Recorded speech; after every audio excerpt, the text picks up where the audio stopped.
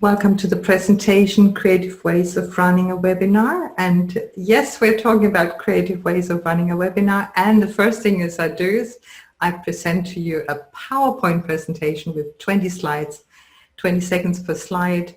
It's just meant to be an input, like according to the flipped learning module. So this is the pre-work for the 90 minutes workshop we're going to run.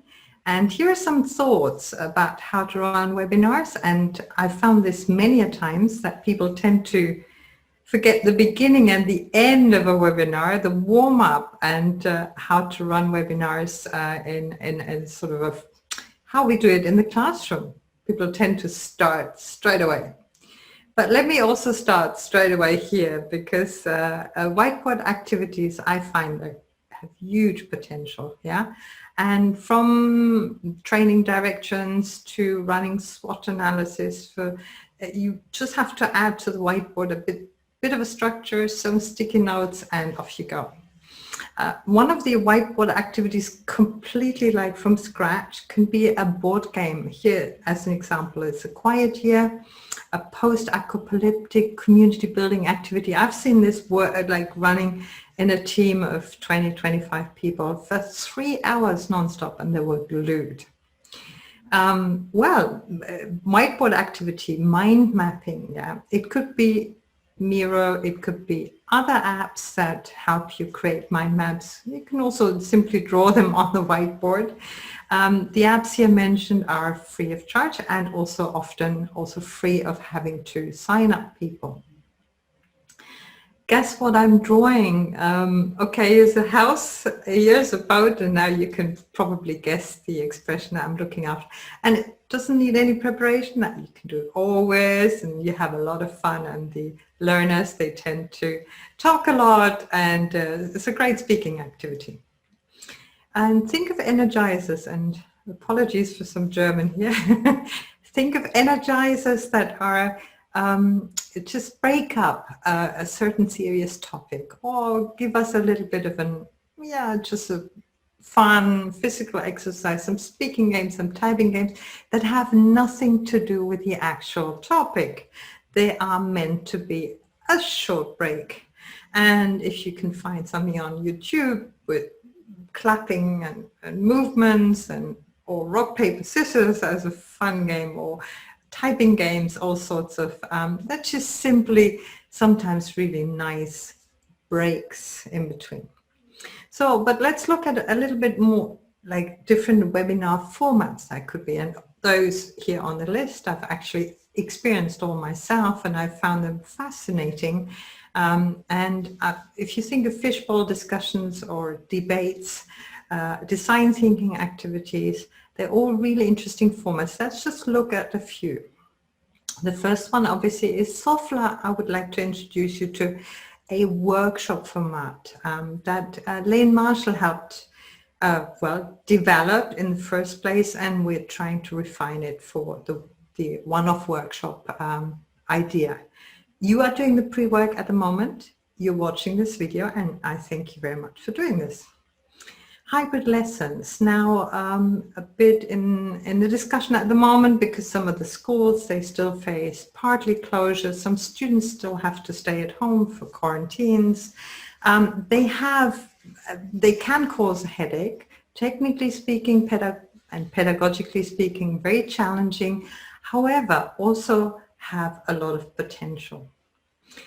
Another format here, fishbowl discussion, I quite like, whereby a small group, maybe the small group goes all on webcam, and they're discussing something, and there's this empty chair that those who are watching it can jump into and join this discussion. Very interesting format.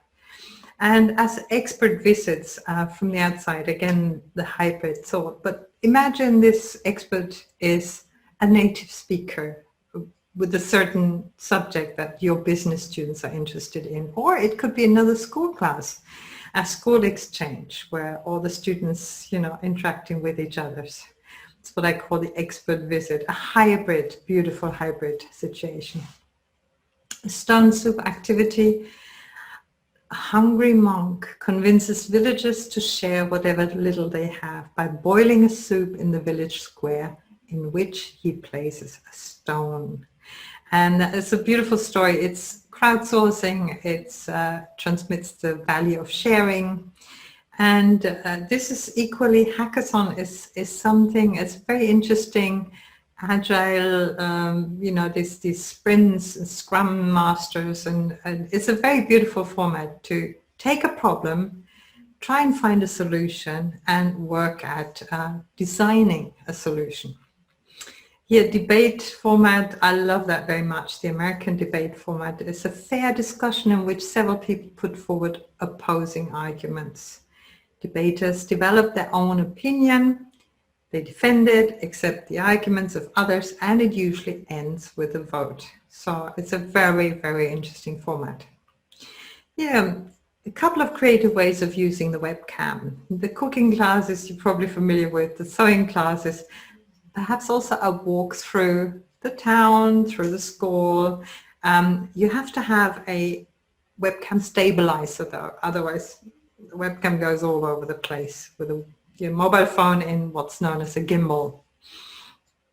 And yeah, ideas for screen sharing. Screen sharing can be a virtual worlds in a virtual window in a virtual world, but it can open up whole new worlds to you. It can help our students orient in the learning management system, or screen sharing is just lovely. And imagine screen sharing to be something like even opening up a world for them, I say 3D museums. Or the next example is Google Earth. You can take them on tour. You can, you know, explore the world with them by sharing your screen, running videos, photos, but also like complete environments. Yeah, I mean, like at Google Earth, when you're feeling lucky, you end up at places by chance. And there's a lot of educational value there because Google obviously informs you also beautifully about the location and what you are about to see. So that was just some input that I put together. Different webinar formats, uses of webcam, uses of whiteboard, uses of screen sharing, some energizers. So maybe looking forward to what you come up with, and I'm looking forward to your input in the 90-minute workshop.